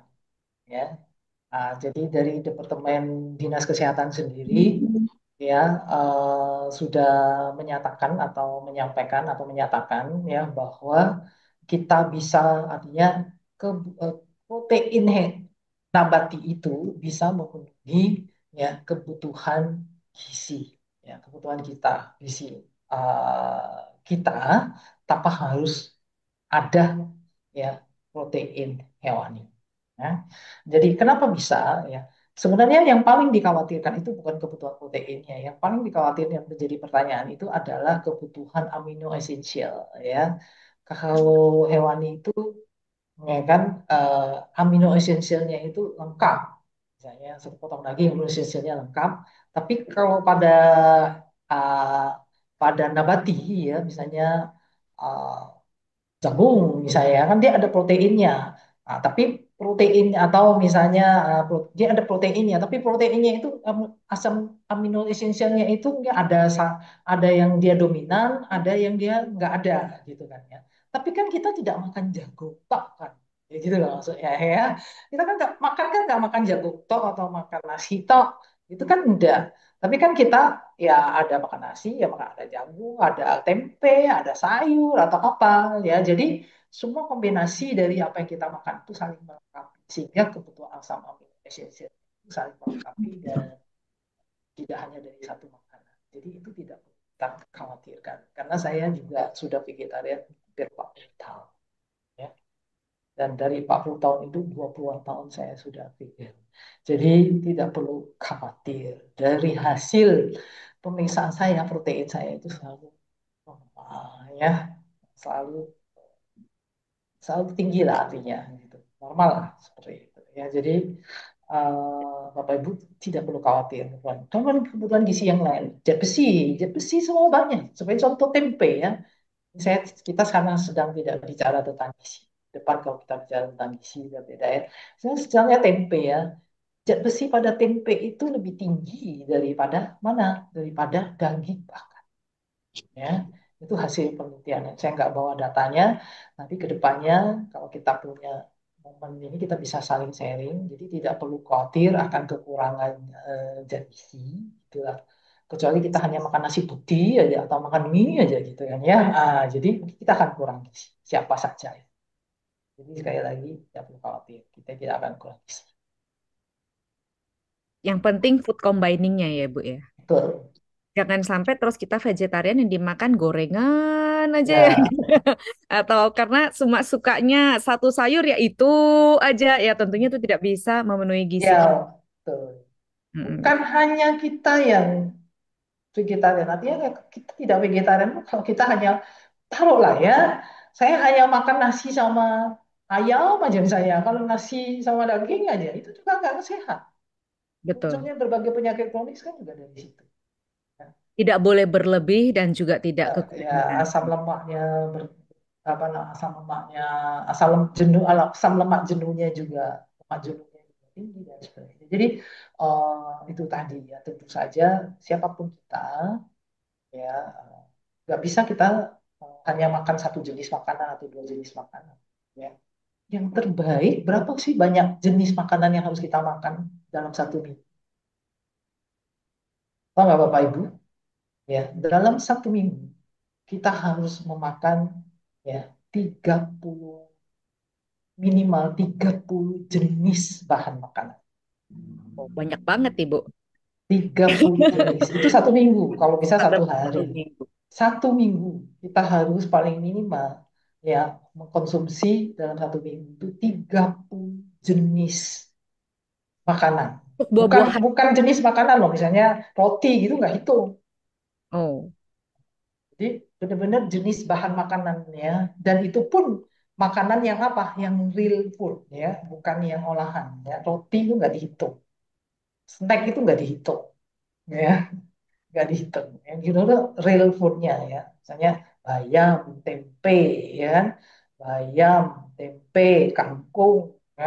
Lalu apa-apa itu yang dihitung itu. Minimal 30 jenis. Itu baru bisa, buah-buahan termasuk nggak, Ibu? Buah-buahan. hah? Buah-buahan Oh masuk. masuk, masuk. Buah-buahan masuk ya. Nah, oke. Jadi yang dimaksud dengan real food itu adalah eh, langsung dimasak. Misalnya bayam ya bentuknya bayam begitu, Ibu. Ya, Jadi bukannya bayam jadi full food, kroket full bayam food. gitu ya. Nah, Iya, karena kan kadang kita nggak jelas itu ya. Apa itu real food? Apa itu whole food gitu ya. ya. Pertanyaan yang kedua, Ibu. Ini ada pertanyaan selanjutnya. Ini dari Depok ya. Apa ada konsep yang tepat guna mengatasi permasalahan krisis pangan ini? Supaya kita bisa antisipasi dari sekarang. Terima kasih. Silakan, Ibu. Jadi bagaimana mengatasi permasalahan krisis pangan supaya kita bisa mengantisipasinya dari sekarang. Agak agak agak geser tapi masih nyambung sih. Agak luas. Pertama sebenarnya ini sangat berkaitan sekali dengan kebijaksanaan kita juga ya, Bapak Ibu semua. Kalau kita berhubungan dengan diri kita sendiri, saya sarankan ya sekarang kan lagi digalakkan ya untuk kita menanam ya. Jadi menanam di rumah tangga, di rumah gitu kan ya. Jadi saya sangat menyarankan kepada Bapak Ibu, Anda punya lahan atau punya halaman sedikit pun ya, nggak ada halaman pun nggak apa ya, atap rumah pun boleh, mana pun boleh ya. Kita apa namanya? Kita biasakan ya untuk menanam bahan makanan pangan ya, pangan entah itu sayur lah, entah itu apalah ya, pokoknya sayur-sayuran.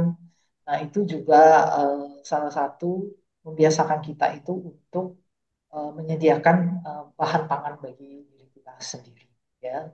Itu satu. Kedua, tentu saja itu tadi ya, untuk secara keseluruhan kita membantu ya mengatasi krisis pangan adalah dengan merubah isi piring kita tadi ya. Bisa isi piring kita ya. Jadi isi piring kita itu kita eh, yang kita membantu secara global bagi bumi kita ini dengan mengurangi emisi karbon di isi piring kita. Ya, betul. Ya, nah, jadi eh, semoga semakin banyak orang mengurangi emisi karbon dari mulai dari piringnya itu akan membawakan satu dampak yang lebih besar. Tentu saja selain perilaku-perilaku yang lain ya untuk mengurangi jejak karbon atau emisi karbon. Ini ada Ibu Margarita Rosemary yang sudah membantu menghitung ini, Bu, ya. Kayak matematikanya bagus banget ya. 1 tahun menerapkan pola makan vegan bisa menghemat emisi 1,5 ton CO2 ekuivalen. Kalau disetarakan dengan emisi yang dihemat dari pengolahan sampah organik menjadi ekoenzim, harus buat ekoenzim 5 ton. Emisi sampah organik dihitung berdasarkan publikasi EPA 2023. 1 kilogram sampah organik sama dengan 0,0375 kilogram metana dan GWP metana. Waduh, ini sama dengan 28 kalinya. Mantep ya. Jadi kalau vegan itu ternyata sangat membantu sebetulnya ya Ibu ya. Menjadi salah satu pola hidup yang kalau mau membuat bumi ini menjadi lebih baik, sepertinya kok bukan hanya membantu aja, sepertinya jadinya kok malah seolah-olah jadi keharusan gitu ya Bu ya. Kayaknya nggak ada pilihan lain gitu loh. Ya, seperti yang tadi dikatakan oleh Ibu Andi, bisa kita mulai hari Senin. Betul nggak sih? Nggak usah susah-susah deh mulai hari Senin. Setiap hari Senin aja kita kurangi dulu. Nanti besok-besok jadinya Senin Selasa gitu. Besoknya lagi Senin Selasa Rabu. Dan akhirnya jadi setiap hari kita bisa menjadi seorang vegetarian gitu ya. Tentunya tidak hanya baik untuk bumi, tapi juga baik untuk kesehatan kita gitu ya. Baik Ibu, ada pertanyaan selanjutnya ini yang masuk ke saya, yang menarik ya. Nah ini saya juga nggak tahu harus bagaimana ini ya. Kadang kita tahu bumi itu sedang sakit Ibu, tapi tetap aja makan dan hidup seperti biasa gitu kan. Apa sih sebenarnya yang membuat kita cenderung diam atau bahkan nggak mau tahu gitu ya? Padahal kita tahu kebenarannya. Wah ini pertanyaan yang dalam banget ya Bu ya. Silakan. Apa yang harus kita lakukan? Saya juga bingung. Justru Mungkin sekarang ini kita sedang berusaha gitu kan ya. mungkin mungkin dari Bapak Ibu di sini itu ada yang punya pengalamannya. Tapi satu hal ya, kita punya tekad, ya, tekad ya. Eh, artinya bahwa apa yang saya lakukan itu bagaimana bisa membawakan kebaikan yang besar ya bagi ini dan bagi eh, apa ya, sesama kita, bagi semesta kita ini. Ya, jadi tekad yang kuat ya, tekad yang kuat.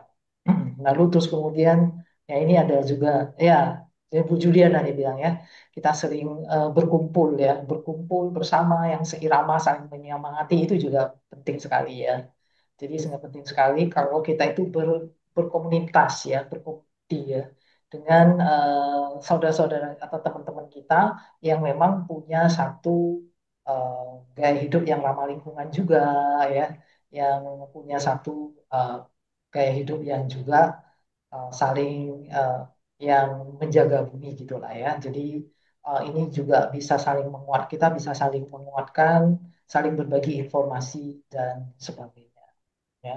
Tapi tetap utamanya itu adalah dari dalam diri kita sendiri, kesadaran, membangun sebuah kesadaran dari dalam diri kita sendiri itu untuk memulai sebuah langkah itu. Jadi kita mulai Mungkin sebenarnya bangun kesadaran dari dalam diri juga ya Ibu ya. ya, Punya niat, punya tekad, pasti. ya, ya. Dan kita sendiri karena kita punya niat ikat kan kita akan mencari informasi. betul. pendidikan kita dan sebagainya, lalu membaca kah atau mendengar dari informasi dari berbagai pihak yang tentu saja untuk mendukung tekad kita itu. Jadi makan tidak hanya karena enak aja, tapi betul-betul Betul. sehat, tapi juga Ya, untuk dampak pada bumi. ya, Kan ya. benar-benar ini adalah Masalah enak nggak enak itu kan hanya sepotong lidah ya.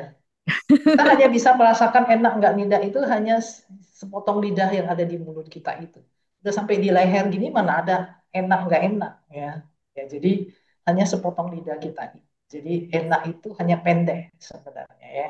Nah, jadi tapi kalau kita berpikir bahwa apa makanan kita itu bisa mendatangkan kebaikan bagi semesta kita, bagi sesuatu yang lebih luas, maka tidak masalah sepotong lidah yang pendek ini itu sebenarnya sudah tidak menjadi satu masalah.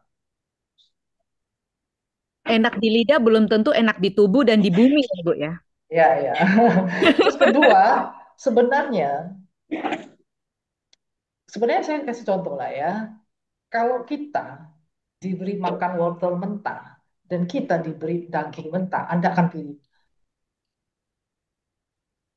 Iya, nggak mungkin makan daging mentah, Ibu. Kita pasti akan kalau wortel masih bisa dimakan mentah ya, wortel Heeh. mentah ya. Dan wortel ketika dimakan dia masih ada rasanya. Iya, Dan sebagainya. Daging sebenarnya nggak ada rasa. Menjadi ada rasa karena apa? Karena ada bumbu, ya kan? Karena ada bumbunya. Kalau di rendang kan, karena bumbu rendangnya. Kalau saya ganti ya daging itu dengan tempe, bumbu rendangnya tetap sama aja kan? rasanya tetap rendang ya, rendang tempe, Ganti jamur, ya saya ganti jamur kan sama aja rendang. rendang jamur. Jadi Ya, seperti itu. oke. Jadi mulai bertekad ya, Bapak Ibu semua yang ada di sini. Paling tidak mulai hari Senin. Jadi lapar. Bayangin tempe rendang. Besok mulai yang mau bikin rendang atau mau bikin apa lagi nih? Balado atau mau bikin masakan-masakan yang lainnya semuanya ya. Boleh dimulai dari penggantinya yaitu jamur ataupun tempe gitu ya. Dicoba. Siapa tahu cocok dan berlanjut gitu ya. Ini satu pertanyaan lagi, Ibu. Bagaimana dengan anak-anak? Apakah vegetarian bisa memenuhi gizi anak? Kan anak itu kan tumbuh kembang ya, masa pertumbuhan gitu loh. Silakan, Ibu. Ya, bisa karena kita sudah banyak sekali anak-anak vegetarian ya maupun vegan dan mereka tumbuh dengan baik ya. Nah, tentu saja kita harus menyesuaikan apa yang dibutuhkan oleh anak ya karena anak tumbuh kembang itu tapi yang dibutuhkan itu apa ya kebutuhan gizi bagi tumbuh kembang anak itu sendiri. Misalnya kebutuhan proteinnya ya kan. Lalu kemudian baik itu protein, karbohidratnya, mineralnya, vitamin-vitamin yang dibutuhkan ya tentu saja yaitu makanan itu harus kita atur dengan baik supaya untuk bisa memenuhi gizi anak. Baik itu anak vegetarian maupun itu anak tidak vegetarian, sama-sama sebenarnya makanannya itu tetap harus kita atur untuk memenuhi kebutuhan gizi dari anak itu. Ya, jadi eh, stunting, stunting itu adalah kondisi ketika anak itu benar-benar kekurangan zat gizi karena apa? Ya, dari ibu itu hamil sampai yang paling tidak itu di usia 3 tahun, yang paling enggak di usia 3 tahun, ya, untuk melihat sampai 5 tahun. Nah, itulah sebenarnya periode emas sebagai anak itu, ya, apakah untuk pertumbuhannya, hanya itu secara fisik maupun dari otaknya, ya. Jadi otaknya, jadi itu kebutuhan gizi yang harus benar-benar kita perhatikan untuk masa tumbuh kembang anak, tumbuh kembang anak. Nah, kita lihat anak-anak yang memang benar-benar kurang gizi, malnutrisi, stunting itu. Ya, sebenarnya apakah mereka itu anak-anak yang vegetarian? Enggak, Bapak Ibu. Banyak anak-anak vegetarian itu justru tidak malnutrisi ya, Baik. Itu karena apa? Karena mereka kurang makan, karena miskin. Miskin dan kurang makan. Atau karena kurang diperhatikan makanannya oleh keluarganya. Bapak ibunya sibuk, mungkin hanya mbaknya mungkin hanya kasih dia makan nasi, sama ibu makan apa misalnya kan gitu kan ya.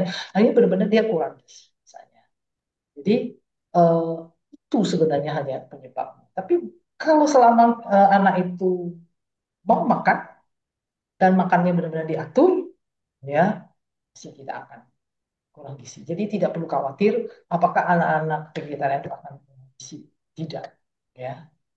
Asal jangan hanya dimakan nasi aja, makan mie aja, ya. Iya.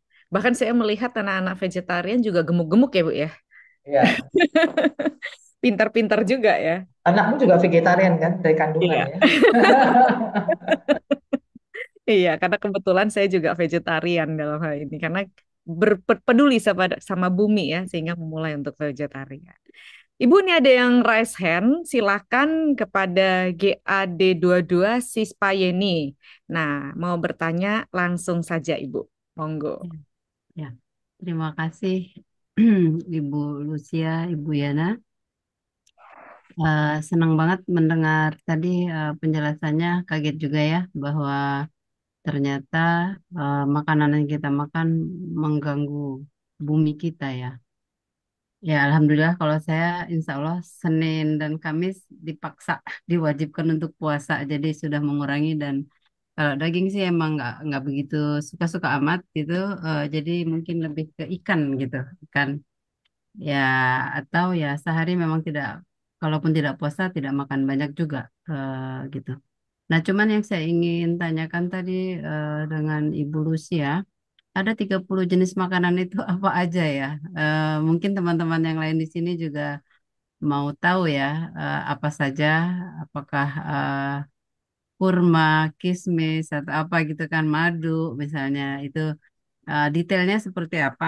Eh, Kalau sayur-sayuran dan buah-buahannya itu seperti apa? Jumlah 30 tadi dalam sepekan itu kan kita harus, ya kalau Ibu Lucia bisa sampaikan akan lebih baik ya. Jadi kita semua yang ada di sini yang berjumlah 98 orang saat ini mungkin kalau di luar Ibu Lucia ya, Ibu Lucia udah tahu, yang lain mungkin yang belum tahu akan sangat membantu dari kita apa masing-masing yang ada ini yang baru banget, baru tahu misalnya harus berapa banyak jumlah makanan yang sebaiknya kita makan di dalam sepekan itu. Ya, mungkin nanti kita bisa juga ajak teman, ajak anak, keluarga gitu lah ya, untuk ikut membantu bumi kita supaya bisa lebih agak ademan dikit gitu ya, nggak panas banget, nggak rusak banget gitu kan. Kalau membuat ekoenzim, alhamdulillah saya sudah 2 tahun ini membuat dan lumayan banyak, walaupun rumah saya kecil, isinya di ruang tamu banyak bergalon-galon kayak gitu ya. Nah, jadi ya sudah memulai dari situ. Cuman kalau untuk sampah Balik-balik aja, Ci. makanan, untuk sampah makanan saya kalau plastik udah ya, sampah plastik sudah ada orang kita bisa telepon dia datang dia ambil sampah plastik, sampah bekas makanan misalnya kan bekas makan ada yang terbuang sedikit atau bekas sayuran itu kan kalau saya lagi rajin saya buatkan juga untuk apa pupuk ya dari PUC ya dia jadi PUC. Tapi kalau lagi males PUC-an ya itu Biopoly aja aja. sih. Tapi sekarang memaksa diri untuk tidak malas lah kira-kira kayak gitu. Jadi ya mungkin itu saja yang saya ingin sampaikan ya udah berusaha dengan ikut berkegiatan di ekoenzim dengan pilah-pilah sampah dan sebagainya. Ya, mungkin yang menjadi apa pemikiran sampah BAB-nya kucing kali ya. Itu saya buang ke abang sampah, jadi saya langganan sampah.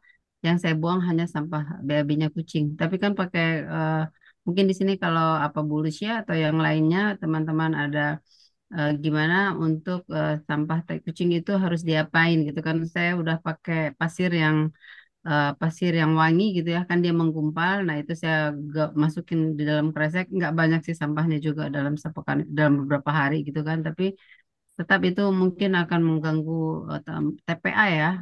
Sampah saya cuma itu sih yang lebih banyak ya, kalau kayak kertas atau apa itu biasanya nggak terlalu banyak juga sih, saya kasih ke abang sampahnya dia bilang kertas kardus itu dia bisa gunakan dia bisa jual. Ya kira-kira begitu Ibu Lucia, mohon pencerahannya tadi yang 30 itu apa saja, semoga saya bisa memenuhinya dan ya untuk kebaikan tubuh saya sendiri dan ya untuk keluarga dan alam kita. Ya. Terima kasih. Baik, terima kasih sekali ya Bu Sis atas sharingnya. Ya. Eh, Jadi mungkin kalau Ibu ada biopori ya untuk composting gitu. Sebenarnya kotoran kotoran kucing itu bisa dimasukkan ke dalam biopori ya. Jadi sekalian dikompos saja sekalian. Itu juga membantu komposnya. Ya. Oh Baik, gitu. berkaitan dengan 30 jenis ya, saya katakan ya, dalam satu minggu. Jadi dalam satu minggu itu apa saja 30, apa saja Bu? Ya, apa saja, pokoknya harus 30 jenis. Ya, tapi 30 jenis itu adalah makanan yang benar-benar whole ya. Whole di sini artinya memang jenis makanan utuh ya, bukan misalnya bukan misalnya roti itu kan sudah olahan, kalau misalnya snack-snack itu olahan, sirup itu olahan ya, gula itu nggak termasuk, tepung terigu itu juga nggak masuk ya, bambu itu semua udah olahan ya. Jadi yang dimaksud whole di sini itu 30-an jenis itu adalah yaitu adalah misalnya ya hari ini saya masak bayam sama jagung, berarti bayam satu, jagung satu, sup bayam sama jagung ya. Berarti bayam dihitung satu, jagung dihitung satu. Terus kemudian saya masak tempe, saya goreng tempe lah ya, tempe lah, pokoknya itu hitung satu. Tempe itu satu ya. Lalu kemudian misalnya saya masak apa lagi, misalnya saya masak apa, misalnya eh, capcay ya, capcay itu kan cap itu ada 10 ya. 10 macam sayur jadi ya ada wortel, misalnya ada apa lagi, kubis, terus ada Kedelai, apa jamur. Jamur. jamur, lalu ada apa, mungkin 10 macam. Ah, jadi satu kali makan itu saya udah makan 13 macam. Ya, nah, itu Oh, 13 jenis macam eh, sayur, buah, atau saya tambah lagi dengan buahan. Nah, itu artinya itu sudah 10 macam. Jadi intinya adalah satu ya. Jadi selain tiga, kenapa kita butuh makan 30-an jenis makanan? Pertama itu adalah untuk menjaga kesehatan usus kita. Karena usus kita itu ada mikrobiom ya, mikrobia baik, jauh lebih baik. Dan mikrobia baik kita ini semakin diversity, artinya semakin banyak jenisnya ragam mikrobia baik yang ada dalam usus kita itu, di mana setiap mereka mempunyai makanannya sendiri gitu ya, maka itu akan semakin bagus bagi kesehatan usus kita, mencegah begitu banyak penyakit ya. Saya beberapa hari yang lalu soalnya baru dari Semarang seminar tentang tentang silent killer ya, tentang bagaimana kita mencegah silent killer dari piring kita ya. Nah, eh, mungkin kedepannya kita bisa seminar itu lagi, Bu Yana. Ya. Ya, Jadi, bagus banget silent ya, killer. jadi dari situ dengan bervariasinya jenis makanan kita itu akan menjaga diversity, yaitu beragam jenis dari eh, mikrobia atau bakteri baik yang ada di dalam usus kita. Ya, jadi satu variasi, kalau bisa satu minggu itu ada 30-an jenis jenis jenis ya, jenis bahan makanannya. Tapi makanan yang whole, ya, bukan makanan olahan. Kedua, makanlah secara pelangi. Pelangi itu artinya banyak warna, ya. Jadi banyak warna. Karena setiap warna dari sayur-sayuran, terutama atau buah itu, mereka itu punya antioksidannya sendiri atau flavonoid atau polifenol sendiri yang mempunyai khasnya sendiri. Misalnya seperti kita tahu lycopene ya, yang paling banyak ada di tomat itu eh, bisa untuk mencegah eh, terjadinya kanker prostat. Nah, itu kan. Nah, jadi lalu kemudian warna ungu di terong atau makanan ungu yang lain itu mempunyai antosianin, itu juga mempunyai efek sebagai anti kanker. Jadi seperti itu ya. Jadi semakin banyak warna akan semakin banyak variasi antioksidan yang ada di dalamnya. Nah, itu tentu saja akan sangat kita. Sebagai contoh, saya setiap pagi itu membuat susu kacang-kacangan ya dari alat. Jadi malam ini saya akan rendam kacang-kacangan saya. Ada 10 jenis, bahkan hampir 12 jenis kacang-kacangan yang saya ambil sedikit. Kemudian saya rendam malam ini, dan besok saya cuci, saya masukin ke dalam satu alat. Lalu di dalam alat itu dia masak sekalian dia menggiling. Setengah jam kemudian saya sudah bisa minum. Berarti di situ sudah ada 12 jenis ya, dua jenis di sana ya. Jadi itu sih sebenarnya banyak ya tips-tips ya bagaimana kita mengolah makanan sehat kita untuk memenuhi kebutuhan gizi kita. Jadi tidak perlu khawatir kurang protein lah ya kan, kekurangan mineral lah, kekurangan vitamin lah ya Bapak Ibu Ya. Asal kita bisa mengolah makanan kita dengan baik, ya kita tidak perlu khawatir itu. Ya. Jadi mungkin ke depannya lah ya kita baru membahas yang berkaitan dengan gizi, yang berkaitan dengan bagaimana kita bisa mencegah ya berbagai penyakit kronis dari piring makan. Mencegah silent killer. Ya. Makasih banyak Bu Lucia. Selamat Baik. malam. Ya. Kira-kira jelas ya Ibu ya, paling tidak ternyata kita nggak menyadari kalau kita memikirkan tentang 30 jenis makanan, kita sudah mikir dulu, "Wah, apa aja 30 jenis ini?" Gimana dalam satu pekan mikirin mikirin 30 jenis makanan, tapi ternyata satu capcay aja sudah 10 jenis gitu kan. Ya. Nggak kita sadari bahwa ternyata tuh banyak banget. Baik, Hmm. karena waktu ya, bukannya saya tidak mau memberikan pertanyaan lebih banyak lagi ke Bapak Ibu semua. Jadi nanti boleh kalau mau pertanyaan-pertanyaan lebih lanjut bisa di apa? Mungkin di offline gitu ya, di grup. Nah, bisa kalau misalnya mau berlanjut pertanyaan tentang webinar isi piringku ini. Terima kasih banyak untuk semua pertanyaan yang luar biasa dan tentu juga untuk jawaban penuh makna dari Ibu Lucia. Kadang lewat satu pertanyaan kita bisa membuka begitu banyak pintu kesadaran. Dan malam ini saya yakin kita semua mendapatkan oleh-oleh pemikiran baru tentang isi piring kita dan tentang bumi yang sedang menanti perubahan dari kita. Mari kita jaga semangat ini bukan cuma malam ini ya Bapak Ibu, tapi juga nanti saat kita memutuskan mau makan apa nih, aduh mau beli apa nih, dan bagaimana kita hidup. Nah, itu langsung kita pikirkan. Saya ingin tahu kira-kira bagaimana antusias dari para peserta malam ini mengenai apa yang tadi disampaikan oleh Ibu Lucia, seminar tentang silent killer dari piringmu yang akan dibawakan oleh Ibu Lucia. Kira-kira tertarik nggak? Ayo coba semuanya boleh dong diketik di kolom chat, mau nggak gitu ya kalau kita mengadakan seminar di lain waktu mengenai mencegah silent killer dari piring kita. Ternyata itu nggak kita sadari ya, penyakit itu ada di dalam diri kita, inflamasi radang yang ternyata ada di dalam tubuh kita tuh silent killer gitu loh. Kemarin saya sudah mendengar bagus banget ya Bapak Ibu. Kalau nggak dengar, aduh rugi pakai banget deh ya. Karena kita harus tahu paling tidak tuh apa sih yang diam-diam bisa membunuh kita. Tahu-tahu dicek ke dokter, boom, cancer. Boom, diabetes. Boom, apalagi ya Ibu Rusia. Banyak banget ya silent killer yang ada di dalam tubuh kita. Kita nggak sadar, tahu-tahu sudah naik, udah peringkatnya udah sudah hampir membunuh kita. Sayang sekali kalau kita nggak ngerti gitu ya. Jadi kalau mau langsung saja ketik mau sebanyak apa yang kita mau. Nah, langsung nanti kita bikin jadwalnya ya Bu Juliana ya. Kapan kita bisa seminar tentang silent killer ini, mencegah silent killer dari piringmu. Tertarik ya Bapak Ibu ya? Mau kapan? Langsung ditanya kapan. Baik, sebelum ditutup, apakah ada satu dua kalimat penutup dari Ibu Lucia atau mungkin Ibu Andi sebagai bekal kita untuk semua malam hari ini? Silakan mungkin dari eh, Ibu Lucia terlebih dahulu ya kan. Apa yang sebenarnya kita pertaruhkan sih setiap kali kita makan tanpa sadar hanya demi kenyang, tanpa mikir panjang soal bumi dan juga masa depan. Silakan Ibu Lucia. Ya. Jadi sebuah tindakan kita dan keputusan kita yang sangat sederhana yaitu dengan mengubah pola makan kita, mengubah isi dari diri kita itu ternyata bisa membawakan kebaikan bagi kita dan juga bisa membawakan kebaikan bagi sesama kita dan bagi semesta kita.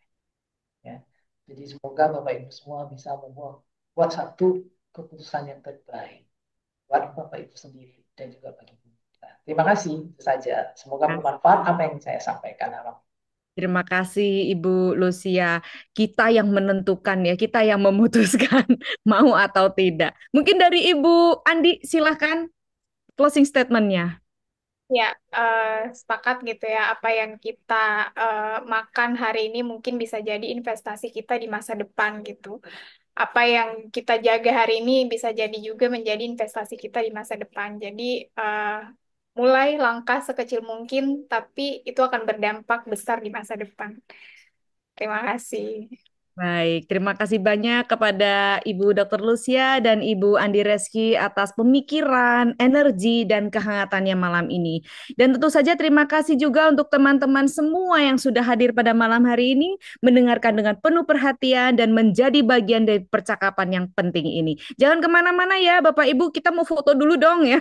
Semoga dari webinar ini ada satu atau dua hal yang benar-benar nyangkut, bukan hanya di pikiran, tapi juga di isi piring kita dari kebiasaan kita dan cara kita memperlakukan bumi kita. Karena perubahan itu nggak selalu harus besar Bapak Ibu dan juga nggak harus selalu drastis. Kadang kita dimulai dari pilihan yang sederhana, dari satu piring ke satu kebiasaan, dari satu orang ke gerakan bersama. Kita mulai dari hari Senin, ya nggak? Nanti selanjutnya Senin, Selasa, Rabu, Kamis, dan selanjutnya. Sampai jumpa di kesempatan berikutnya. Tetap sehat, tetap sadar, dan tetap jadi bagian dari perubahan kecil yang berdampak besar. Selamat malam, terima kasih, dan salam ekoenzim. Kita foto bersama dulu ya Bapak Ibu. Yuk kita buka dulu kameranya supaya kelihatan semuanya cakep-cakepnya, ganteng-gantengnya, ya kan? Dengan salam ekoenzim, ya kita mau foto bersama. Silakan. Siap ya. Ibu Siska, ya terima Yang foto kasih. siapa nih? Ibu. Bentar. Oke. Salam ekoenzim, Bapak Salam Ibu. ekoenzim.